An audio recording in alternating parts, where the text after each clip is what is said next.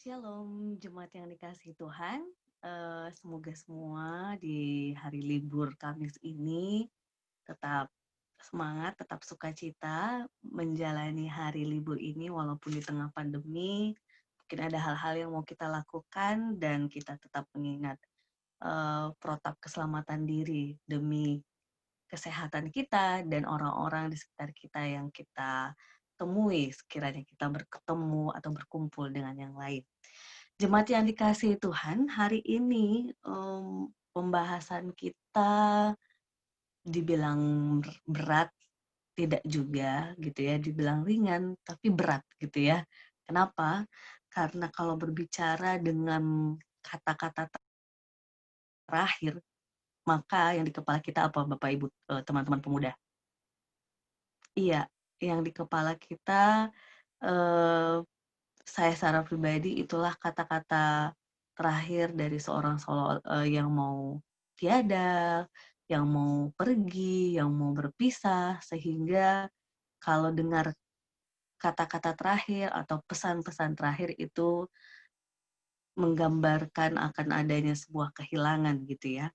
Tetapi menarik bacaan hari ini kita akan membaca bagian dari perkataan Yakub yang penghabisan kepada anak-anaknya dalam Kejadian pasal 49 ayatnya yang pertama sampai 33. Bapak Ibu boleh sempatkan nanti baca secara khusus, tetapi di sana digambarkan bagaimana Yakub memberikan pesan-pesan terakhir kepada anaknya dengan mengungkapkan berkat-berkat untuk setiap anaknya, 12 anak yang pada akhirnya kita kenal dengan 12 suku Israel. Dan ketika Yakub menyampaikan pesan itu, dia benar-benar memahami karakter anaknya. Dia benar-benar memahami dinamika setiap anaknya. Dia benar-benar memahami apa yang menjadi ciri khas dari setiap anak yang ia miliki. Justru ini yang menarik menurut saya Bapak Ibu terkasih, bahwa orang tua ketika dia benar-benar mengenal anaknya, benar-benar memahami anaknya, maka pesan itu pasti menyesuaikan dengan karakter anaknya. Ketika anaknya memang seorang yang pemarah, dia akan mengarahkan anaknya untuk lebih sabar mungkin. Ketika anaknya seorang yang eh, petarung luar biasa, dia mengarahkan anaknya untuk menjadi petarung yang tetap eh, mengingat Tuhan, ataupun petarung yang benar-benar sadar bahwa itu bukan segala sesuatunya dalam dirinya untuk ia kerjakan terus. Banyak hal gitu ya, apalagi ketika Yakub menggambarkan pesan-pesan terakhirnya untuk anak-anaknya, di situ ia sangat detail, setiap anak ia menggambarkan karakter setiap anaknya. Salah satu contoh mungkin ya, seperti kisah yang selama ini kita baca beberapa hari kemarin, yaitu tentang Yusuf gitu ya. Di situ pesan Yakub kepada Yusuf ialah, Yusuf adalah seperti pohon buah-buahan yang muda. Pohon buah-buahan yang muda pada mata air, dahan-dahannya naik mengatasi tembok. Walaupun pemanah-pemanah telah mengusiknya, memanahnya dan menyerbunya, namun panahnya tetap kokoh. Dan lengan tangannya tinggal lihat. Oleh pertolongan yang maha kuat pelindung Yakub, oleh sebab gembalanya gunung batu Israel, dan oleh Allah ayahmu yang akan menolong engkau, dan oleh Allah yang maha kuasa yang akan memberkati engkau dengan berkat dari langit di atas, dengan berkat samudra raya yang letaknya di bawah, dengan berkat buah dada dan kandungan. Berkat ayahmu melebihi gunung-gunung yang sejak dahulu, yakni yang paling sedap di bukit-bukit yang berabad-abad. Semuanya itu akan turun ke atas kepada Yusuf, ke atas batu kepala orang yang teristimewa di antara saudara-saudaranya.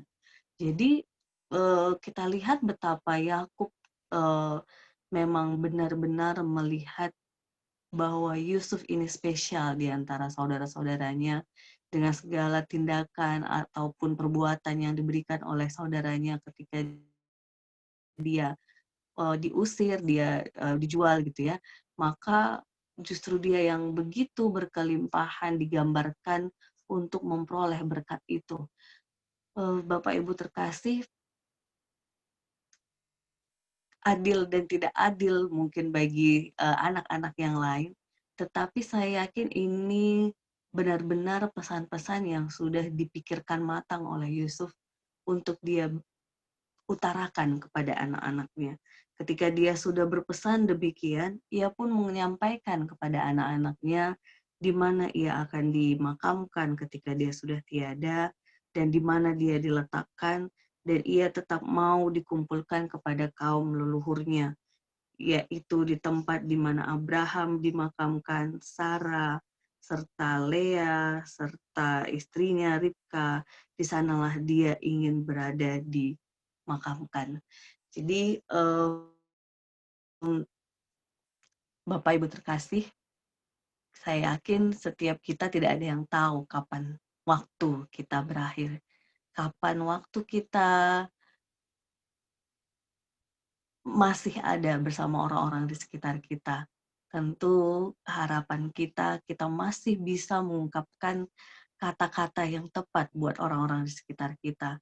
Maka terlepas kita tahu dan tidak, saya berharap setiap kita dapat mengungkapkan pesan-pesan yang seturut dengan kehendak Tuhan. Ketika kita menyampaikan petuah kepada anak-anak kita, kepada orang-orang di sekitar kita, sehingga sungguh-sungguh pesan-pesan itu memberikan berkat buat orang-orang di sekitar kita, menjadi berkat buat mereka, menjadi kekuatan untuk mereka melanjutkan hidup, menjadi semangat, sehingga mereka tahu apa yang harus mereka lakukan seturut dengan kehendak Allah Bapa kita. Tuhan memampukan kita mem, untuk bijaksana ya, untuk bijaksana dalam berkata-kata, terutama ketika mengutarakan pesan terakhir kepada orang-orang di sekitar kita. Amin.